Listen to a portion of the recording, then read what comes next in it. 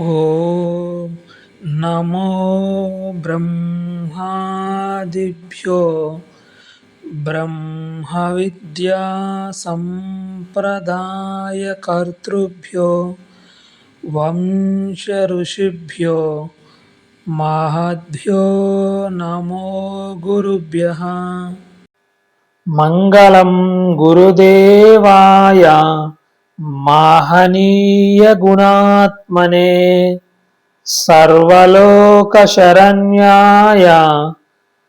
సాధురూపాయ మంగళం. హరి ఓం. శ్రీ గురుభ్యో నమః. కూజంతం రామరామేతి మధురం మధురాక్షరం ఆరుహ్య కవితా శాఖాం వందే వాల్మీకి కోకిలం. బ్రహ్మ మానస సంభూతం బ్రహ్మ బోధన తత్పరం యోగివర్యం ఋషిశ్రేష్టం వశిష్ఠం సద్గురుం భజే. హరి ఓం. వశిష్ఠ మహర్షి బోధన కొనసాగిస్తున్నారండి. రామచంద్ర, చెప్పిందే మళ్ళీ మళ్ళీ చెప్తున్నాను అని అనుకోకు. లోకంలో అందరూ కూడా విధి అని దేన్ని అంటున్నారో అది వాళ్ళు చేసుకున్న పూర్వ కర్మ తప్పితే మరొకటి కాదు.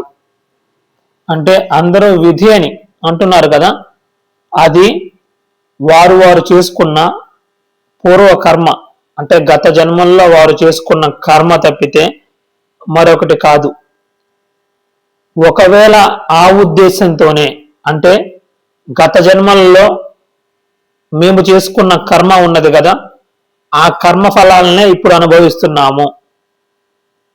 ఇప్పుడు అనుభవించే ఈ ప్రారంధం గతంలో చేసుకున్న కర్మే.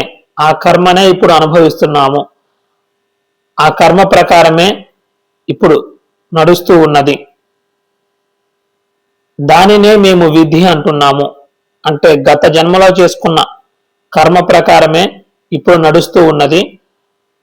దానినే మేము విధి అంటున్నాము.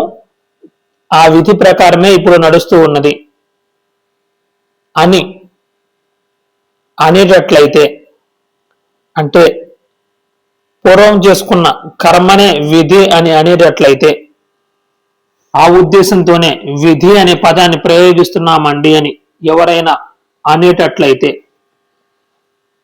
మాకు ఎటువంటి విరోధము లేదు.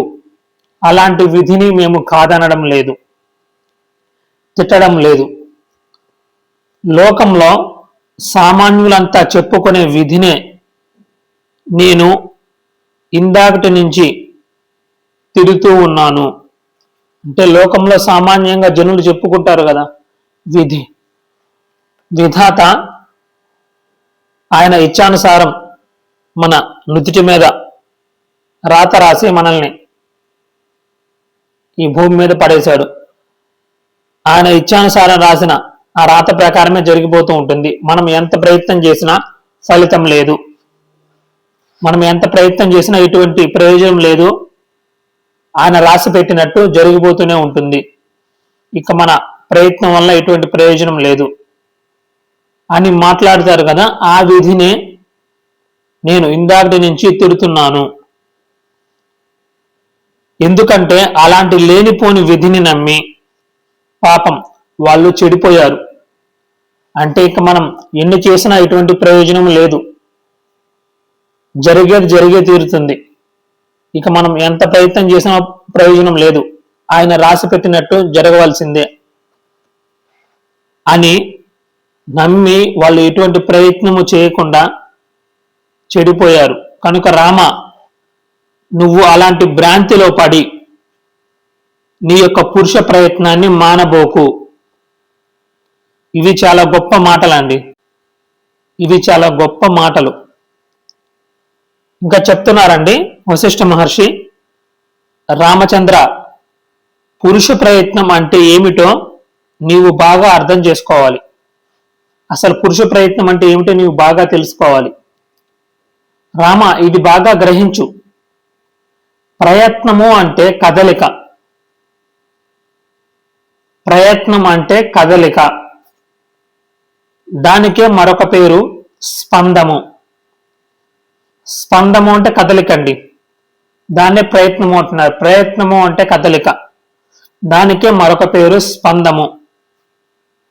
ఈ స్పందము, ఈ కదలిక 3 రకాలు అంటున్నారండి. ఆ 3 రకాల స్పందాలను గురించి చెప్తున్నారండి. ఇక్కడ మనకి ముముక్ష వ్యవహార ప్రకరణంలో చెప్తారండి. సంవిత్ స్పందో మనస్పంద ఇంద్రియ స్పంద ఏవచ ఏతాని పురుషార్థస్య రూపాణ్యేభ్య ఫలోదయ అని 3 రకాల స్పందాల గురించి మాట్లాడతారు. మొదటిది సంవిత్ స్పందము, రెండవది మానస స్పందము, మూడవది ఇంద్రియ స్పందము. కదలికలు ఈ 3 రకాలండి, స్పందాలు ఈ 3 రకాలు. ఈ స్పందానికే ప్రయత్నం అని పేరు కదండి. ఇప్పుడు చూడండి, ఈ 3 స్పందాలను మనకు వివరిస్తున్నారు. సంవిత్ స్పందము, మానస స్పందము, ఇంద్రియ స్పందము.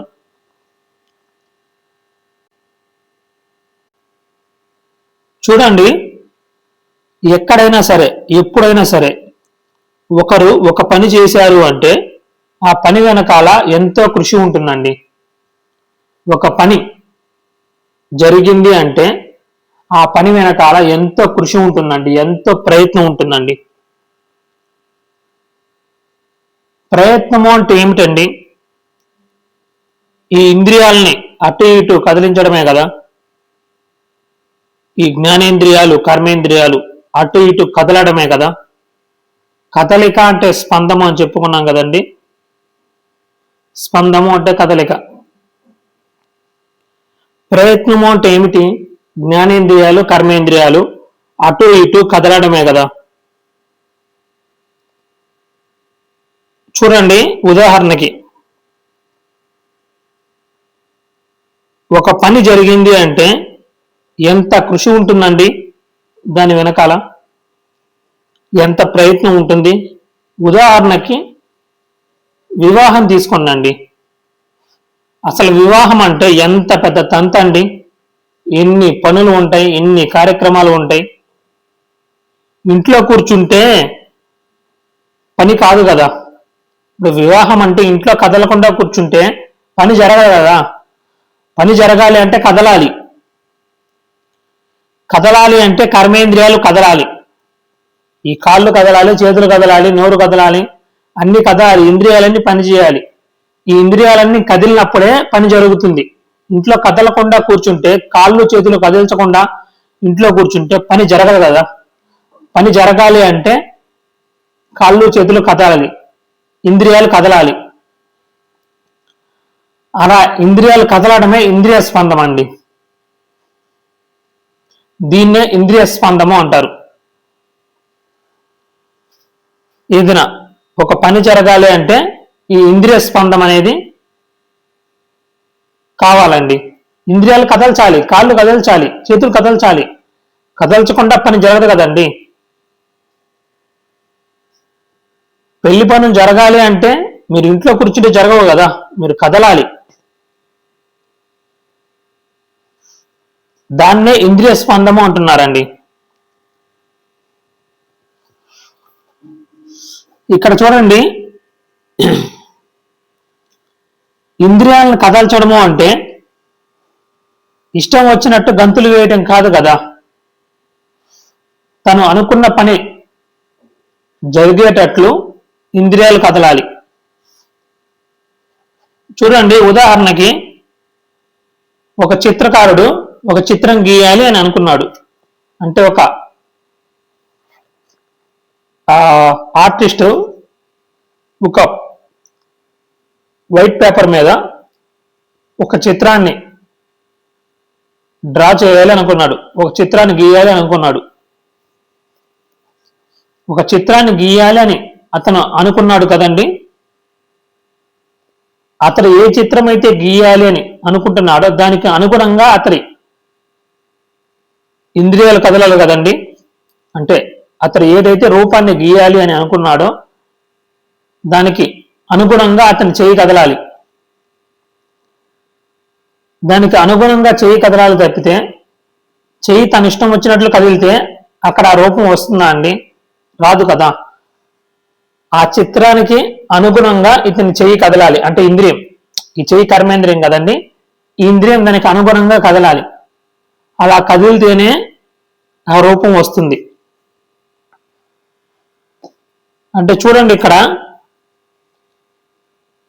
ఇంద్రియాలు కదలాలి అంటే ఈ ఇంద్రియ స్పందము జరగాలి అంటే, ఇంద్రియాలు కదలాలి అంటే ఇంద్రియాల కదలికకు వెనుకాల ఒక కోరిక ఉంటుందండి ఖచ్చితంగా. చూడండి, ఒక పని ఏదైనా చేస్తున్నాము అంటే దాని వెనకాల ఒక కోరిక ఖచ్చితంగా ఉంటుందండి. ఇప్పుడు మనము ఇంద్రియాలను కదిలించి ఒక పని చేస్తున్నాము అంటే ఖచ్చితంగా దాని వెనకాల ఒక కోరిక ఉంటుందండి. ఆ కోరిక ప్రకారమే మనము కర్మ చేస్తాము. ఆ కర్మ చేయడానికి ఇంద్రియాలను కదిలిస్తాం. కోరిక అంటే ఏమిటండి? ఈ వస్తువు నాకు కావాలి, ఈ వస్తువు ఉంటే నేను ఆనందంగా ఉంటాను, ఈ వస్తువు ఉంటే నేను సుఖంగా ఉంటాను, ఈ వస్తువు నాకు కావాలి. ఒకటి నాకు కావాలి అండి, ఒకటి కావాలి అనే కోరిక ఉన్నది కదండి. అంటే ఒక ఆలోచన అండి. కోరిక అంటే ఏందండి? ఒక ఆలోచనే కదండి. ఒక వస్తువు నాకు కావాలి, ఒక వస్తువు నీకు కావాలి అని అంటున్నావు అంటే అది నీ యొక్క ఆలోచనే కదండి, తలంపే కదా.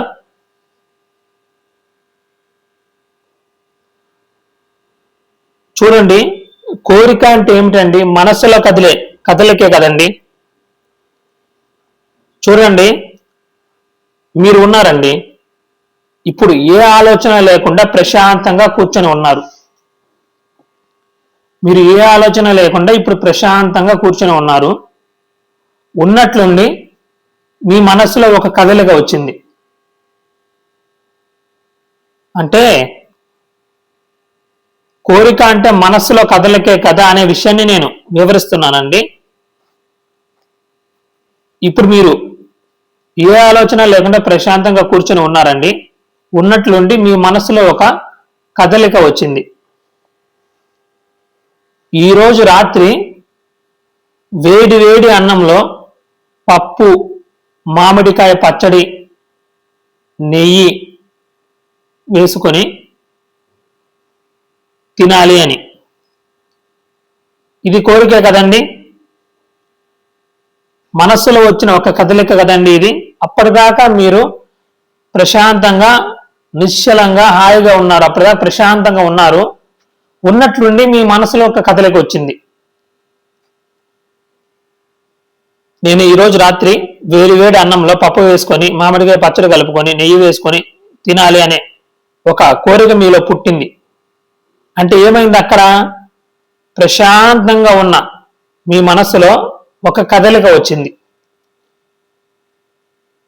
ఎలాగైతే నిశ్చలంగా ప్రశాంతంగా ఉన్న ఒక కొలనులో ఒక రాయిని మీరు వేస్తే దాంట్లో ఒక స్పందము, ఒక కదలిక వచ్చి అలలు ఎలాగైతే ఏర్పడతాయో అలాగే నిశ్చలంగా ఉన్న మీ మనస్సులో ఒక స్పందం వచ్చిందండి, ఒక కదలిక వచ్చింది.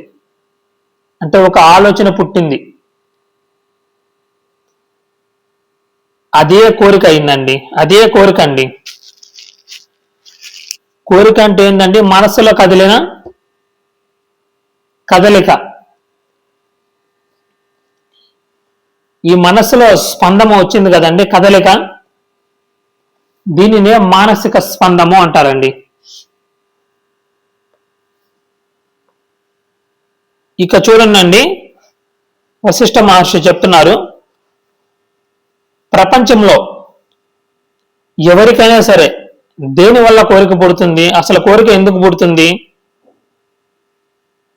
నాకు ఫలానా వస్తువు వల్ల లేదా ఫలానా పని వల్ల నాకు సుఖం కలుగుతుంది, ఫలానా వస్తువు నా దగ్గర ఉంటే నేను ఆనందంగా ఉంటాను, ఫలానా వ్యక్తి నాతో ఉంటే నేను ఆనందంగా ఉంటాను, ఫలానా వస్తువుని నేను అనుభవిస్తే నేను ఆనందంగా ఉంటాను, ఫలానా వస్తువుని నేను అనుభవిస్తే నాకు ఆనందంగా ఉంటుంది.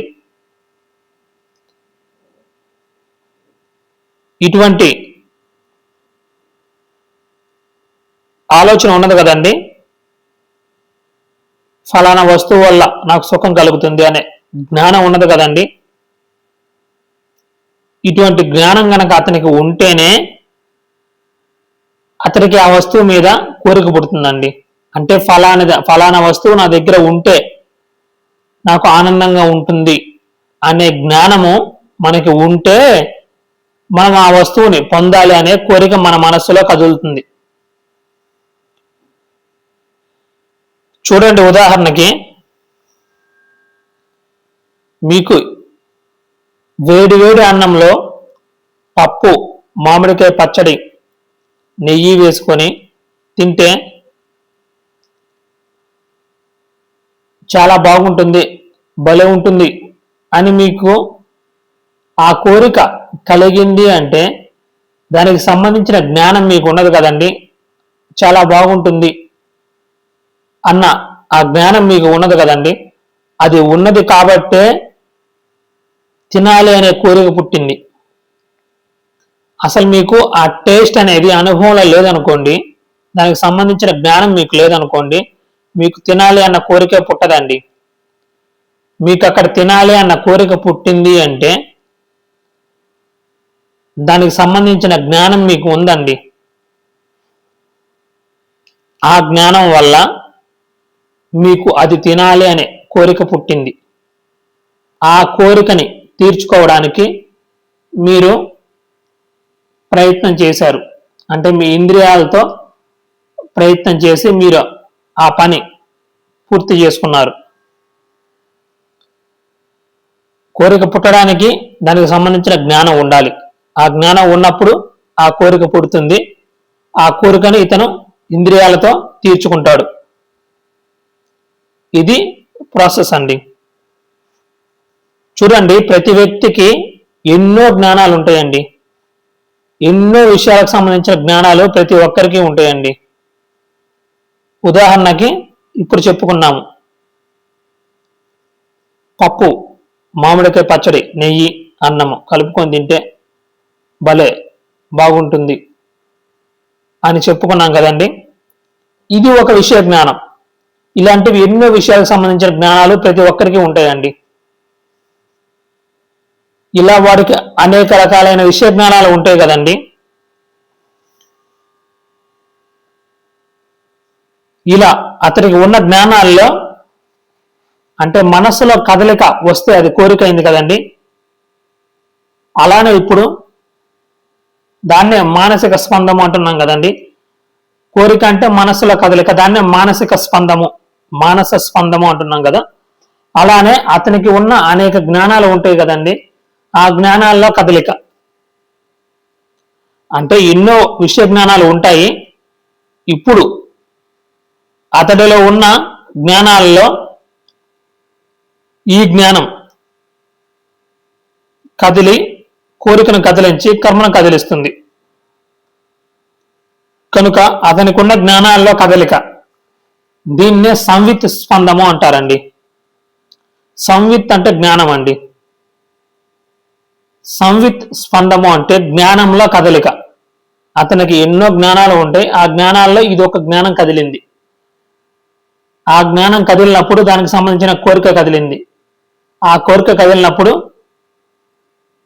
అది కర్మగా మారి ఆ కోరిక తీర్చుకుంటున్నాడు. కాబట్టి ఒక క్రియ వెనకాల అంటే ఒక పని జరిగింది అంటే దాని వెనకాల ప్రయత్నం ఉంటుంది, దాని వెనకాల ఒక కోరిక ఉంటుంది, దాని వెనకాల ఒక జ్ఞానం ఉంటుంది. ఇవి ఖచ్చితంగా ఉండి తీరుతాయండి. ఇది ఖచ్చితంగా ఉండి తీరుతుంది. రామచంద్ర ఇలా ప్రతి దానికి స్పందము అని పేరు ఎందుకు పెట్టానంటే, ప్రపంచంలో ఏ పనైనా సరే దాని యొక్క అసలు స్వరూపము స్పందమే. ఎంత లోతుగా వెళ్ళి ఆలోచించినా అన్ని చోట్ల స్పందమే ఉంది. ఈ విషయాన్ని గురించి నేను యోగ వాసిష్టం సిరీస్లో పార్ట్ 3 అండి, భాగం 3లో చెప్పానండి. ఒక్కసారి ఆ వీడియో లింక్ కింద డిస్క్రిప్షన్లో ఇస్తున్నానండి. ఈ వీడియో చూసిన తర్వాత ఒక్కసారి దాన్ని కూడా రిఫర్ చేయండి. స్పందమేనండి, స్పందనే, కదలికే. అందుకే మహాత్ములు చెప్తారు, విశ్వము అంటే కదిలే వస్తువుల సముదాయం కాదు, కదలికే అని. కనిపించే వస్తువులు కదలిక చేత చేయబడి ఉన్నాయి అని.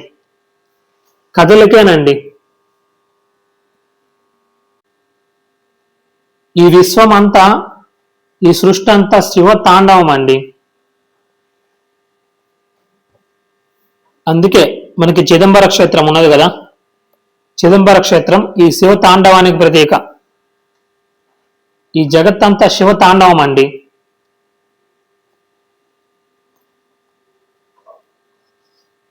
చెప్తున్నారండి వశిష్ఠ మహర్షి, సోమరితనం ఉన్న చోట స్పందం ఉండదు. అందుకే ప్రతి సాధకుడు సోమరితనాన్ని వదిలిపెట్టాలి, ఈ స్పందాన్ని ఆశ్రయించాలి. రామచంద్ర, లౌకిక ఫలితాలు కావాలన్నా ఈ స్పందమే కావాలి, పారలౌకిక ఫలితాలు కావాలన్నా ఈ స్పందమే కావాలి. కనుక పురుష ప్రయత్నం, ఈ పురుషకారం అనే దాని యొక్క మూల రూపము ఈ స్పందమే. సోమరితనము దీనికి పరమ విరోధి. సోమరితనం అనేది అదే ఈ స్పందానికి పరమ విరోధి. కనుక రామచంద్ర, నువ్వు సోమరితనాన్ని పరిత్యజించి ఆది వ్యాధులు లేకుండా చూసుకో. అంటే మానసిక వ్యాధి, శారీరక వ్యాధి. మానసిక వ్యాధి ఏముంటుందండి? చింతలు, విషయ చింతన. ఇవేవీ లేకుండా చూసుకో. ఇక నీ చిత్తాన్ని ఆత్మతత్వం మీద ఏకాగ్రం చెయ్యి. నీ చిత్తాన్ని ఆత్మతత్వం మీద ఏకాగ్రం చెయ్యి. ఇప్పుడు నువ్వు చేయవలసిన పురుష ప్రయత్నం ఇదే. ఇది ఒక్క రామచంద్రుడే కాదండి, మనమందరం చేయవలసింది ఇదేనండి. ఈ విషయ చింతనని, ఈ మనసుకుండే రోగము ఈ విషయ చింతన అండి. ఈ ప్రాపంచిక విషయ చింతన, ఈ విషయ చింతనని తొలగించుకొని మన మనస్సుని ఆత్మతత్వం మీద లగ్నం చేయాలండి. ఆత్మతత్వం మీద మన దృష్టిని పెట్టాలి, ఏకాగ్రం చేయాలి. చేయవలసిన పురుష ప్రయత్నం ఇదే అంటున్నారు రామచంద్రుడికి. మనకి కూడా ఇదేనండి. ఇంకా చెప్తున్నారండి, రామచంద్ర, ప్రపంచంలో ఎప్పుడైనా సరే పని ఎంత బాగా చేస్తే ఫలితం అంత బాగా ఉంటుంది, దానికి తిరుగులేదు. బృహస్పతి దేవతలకు గురువయ్యాడు అంటే ఎట్లా అయ్యాడు? తన ప్రయత్న బలం వల్లే అయ్యాడు. ఒకానొక జీవి ఇంద్రుడు అయ్యాడు అంటే ఎట్లా అయ్యాడు? తన ప్రయత్న బలం వల్లే అయ్యాడు. మన కళ్ళ ముందు ఎదురుగా ఉండే ప్రపంచాన్ని చూడు. కొంతమంది కేవలం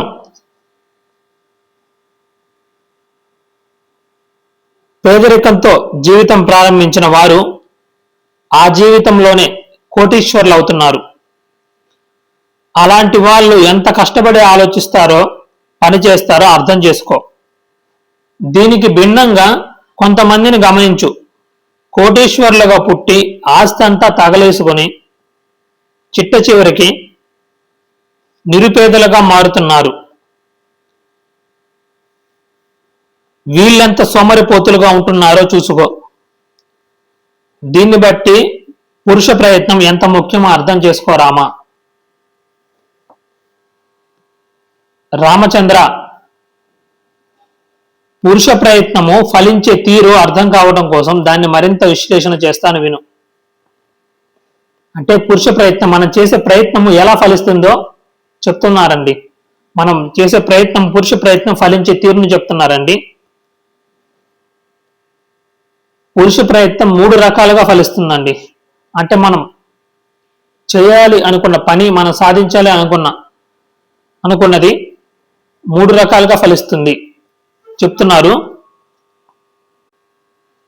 శాస్త్రతో గురుతశ్చైవ స్వతశ్చేతి త్రిసిద్ధయ సర్వత్ర పురుషార్థస్య నదైవస్య కదాచన అని ముముక్ష వ్యవహార ప్రకరణం చెప్తుందండి. అంటే పురుష ప్రయత్నం ఒకప్పుడు శాస్త్రాల వల్ల ఫలిస్తుంది, మరొకప్పుడు గురువుల అనుగ్రహ బలం వల్ల ఫలిస్తుంది, కొన్నిసార్లు అది స్వయంగానే ఫలిస్తుంది. ఇలా దాని ప్రవృత్తి 3 రకాలుగా ఉంటుంది. దైవం అనే దానికి ఫలితమే లేదు. ఇది చాలా సూక్ష్మమైన విషయం అండి, చాలా లోతైన విషయము. ఒక్కసారి ఈ విషయాన్ని మళ్ళా ప్రస్తావన చేసుకున్నాము. చెప్తున్నారు మనకి ముముక్షు వ్యవహార ప్రకరణంలో,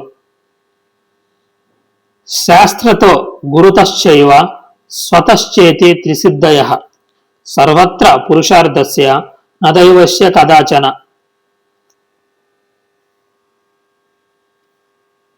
ప్రయత్నము శాస్త్రం వల్ల ఫలిస్తుంది, గురువు అనుగ్రహ బలం వల్ల ఫలిస్తుంది.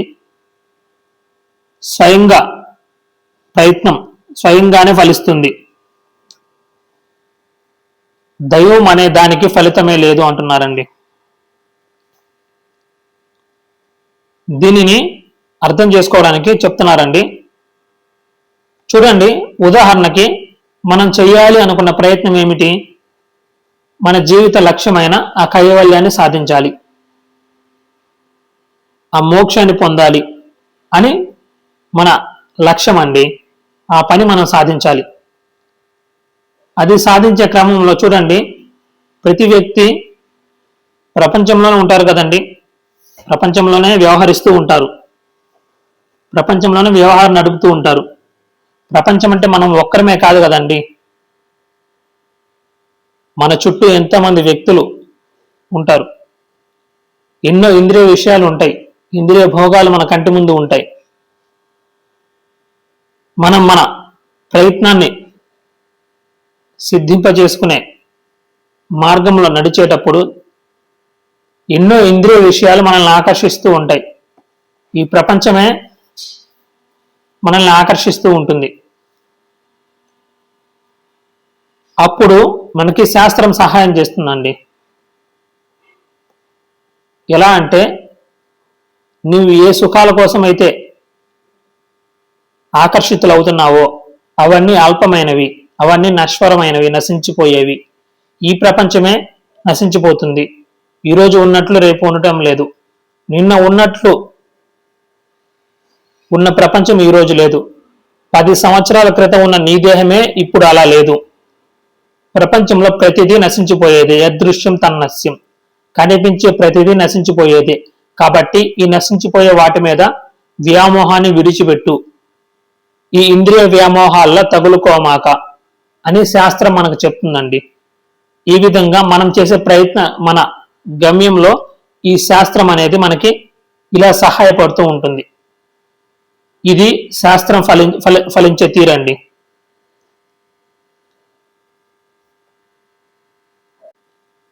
అంటే శాస్త్రాల వల్ల మన యొక్క పురుష ప్రయత్నం ఫలించే తీరు ఇది.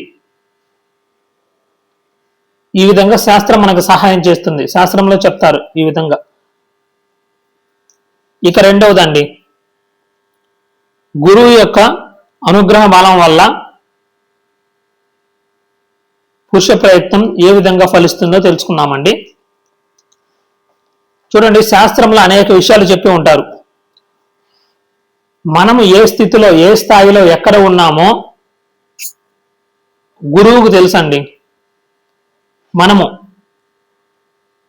ఎక్కడ ఉన్నామో గురువుకు తెలుసు. ఏ మార్గం ద్వారా వెళ్తే మనకి గమ్యం సులభం అవుతుందో గురువుకు తెలుసండి. అంటే అందరూ ఒకే విధంగా ఉండరు కదండి. ఉత్తమ, మధ్యమ, అధమ అన్ని 3 తరగతులు ఉంటాయి కదా. వీరిలో ఎవరు ఎక్కడ ఉన్నారు, ఎవరి యొక్క స్థాయి ఏందనేది గురువుకు తెలుసండి. వారికి తగ్గట్టు వారు గురువు మార్గనిర్దేశం చేస్తారండి. చేసి వారి యొక్క ఆ ముక్తిని చేరుకునే ఆ మార్గానికి దారి చూపిస్తారండి. వారి వారి అర్హతకి, వారి వారి స్థాయికి తగ్గట్లు గురువులు మార్గాన్ని చూపిస్తారండి. చూపించి ఆ గమ్యాన్ని చేరుకునేటట్లు సహాయం చేస్తారండి. ఎందుకంటే అందరూ ఒక విధంగా ఉండరు కదండి. అల్టిమేట్ గా ఈ అధముడు కూడా ఉత్తముడు దగ్గరికి వెళ్ళవలసిందే. ఈ మధ్యముడు కూడా, మధ్యమ స్థాయిలో ఉన్న వ్యక్తి కూడా ఉత్తమ స్థాయికి వెళ్ళవలసిందే. ఈ ఉత్తమ స్థాయిలో ఉన్న వ్యక్తి కైవల్యాన్ని చేరుకుంటాడు. ఈ అధముడు మధ్యమ స్థాయికి, ఈ మధ్యముడు ఉత్తమ స్థాయికి వెళ్ళాలి అంటే అల్టిమేట్ గా ఇక్కడికి రావాల్సిందే. ఈ జ్ఞానం దగ్గరికి రావాల్సిందే. జ్ఞానదేవత కైవల్యం, ఈ జ్ఞానం దగ్గరికి రావాల్సిందే. కానీ మనం ఏ స్థాయిలో ఉన్నామో అక్కడి నుంచి గురువు ఒక సహాయం అందిస్తారండి. మనం ఎక్కడైతే ఉన్నామో అక్కడి నుంచి గురువు మనకి అక్కడికి ఎలా చేరుకోవాలో మనకి నిర్దేశం చేస్తూ ఉంటారు, మార్గనిర్దేశం. ఈ విధంగా మన ప్రయత్నానికి, పురుష ప్రయత్నానికి గురువు అనుగ్రహం తోడవుతుందండి. గురువు అనుగ్రహ బలం వల్ల పురుష ప్రయత్నం ఫలించే తీరిదండి. మన ఇష్టం వచ్చినట్లు చేసుకుంటూ వెళ్తే గమ్యాన్ని చేరలేమండి. గురువు మార్గనిర్దేశం చేస్తారండి. ఎందుకంటే వారు గమ్యాన్ని చేరి ఉన్నారు కాబట్టి, వారు అవతల ఒడ్డున ఉన్నారు, వారు ఆవలి ఒడ్డున ఉన్నారు కాబట్టి మనము ఎలా వెళ్తే ఆ గమ్యాన్ని చేరుకుంటామో వారికి తెలుసండి. కనుక వారు మనకి ఆ గమ్యాన్ని చేరడానికి సహాయం చేస్తారండి. ఇది గురువు అనుగ్రహం వల్ల పురుష ప్రయత్నం ఫలించే తీరు. ఇక మూడవదండి, అతి ముఖ్యమైనది. శాస్త్రాలు, గురువులు ఎన్ని చెప్పినా చెప్పింది చెప్పినట్లు కష్టపడి ఆచరించవలసింది నువ్వే. గురువు శాస్త్రాలు ఎన్ని చెప్పినా గానీ శాస్త్రం నాయన ఈ ప్రపంచం నశించిపోయేదే, నశ్వరమైనది, యదృశ్యం తన్నస్యం, దీని వెంట నువ్వు పరిగెత్తమాక, ఈ విషయాల తగులుకోమాక, నీ లక్ష్యాన్ని గుర్తుపెట్టుకొని సాగిపోని శాస్త్రం చెప్పినంత మాత్రాన దాన్ని ప్రయత్నం చేసి ఆ మార్గంలో నడవవలసింది అయితే వీడే కదా. శాస్త్రం చెప్పినా కానీ దాన్ని వీడు ఆచరించాలి కదా, ప్రయత్నం చేయాలి కదా.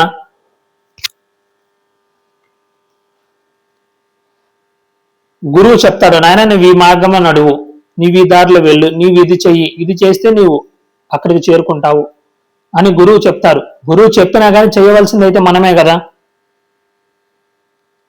అందుకే గురువు అయినా సరే, శాస్త్రమైనా కానీ మనకి డైరెక్షన్ చూపిస్తాయండి, ఒక మార్గాన్ని చూపిస్తాయి. నాయన ఇదిగో ఈ దారిలో వెళ్ళు, ఇలా వెళ్ళని చూపిస్తాయి. వాళ్ళు డైరెక్షన్ మాత్రమే చూపిస్తారు, ఆ దారిలో నడిచి వెళ్ళవలసింది మనమేనండి. ఇదే విషయం నేను గత వీడియోల్లో కూడా ప్రస్తావన చేసి ఉన్నానండి. అందుకే శాస్త్రాలు, గురువులు ఎన్ని చెప్పినా చెప్పింది చెప్పినట్లు కష్టపడి ఆచరించవలసింది నువ్వే. నువ్వు ఎంత చురుగ్గా పనిచేస్తే ఫలితం అంత చురుగ్గా వస్తుంది. పురుష ప్రయత్నం స్వయంగా ఫలించే విధానం ఇదే. ఇక మూడవది అయిపోయింది కదండి. ఇప్పుడు వశిష్ఠ మహర్షి ఒక గొప్ప మాట చెప్తున్నారండి. రామచంద్ర, నేను ఈ పురుష ప్రయత్నాన్నే నమ్మి నాకు కావలసిన ఫలితాలను పొందాను, అంతేకాని విధి బలం వల్ల నేను ఒక్కటి కూడా పొందలేదు అని చెప్పి ముగిస్తున్నారండి. హరి ఓం. ఓం సర్వే జనా సుఖినో భవంతు, సమస్త సన్మంగళాని సంతు, అసతో మా సద్గమయ, తమసో మా జ్యోతిర్గమయ, మృత్యోర్మా అమృతంగమయ. ఓం శాంతి శాంతి శాంతి.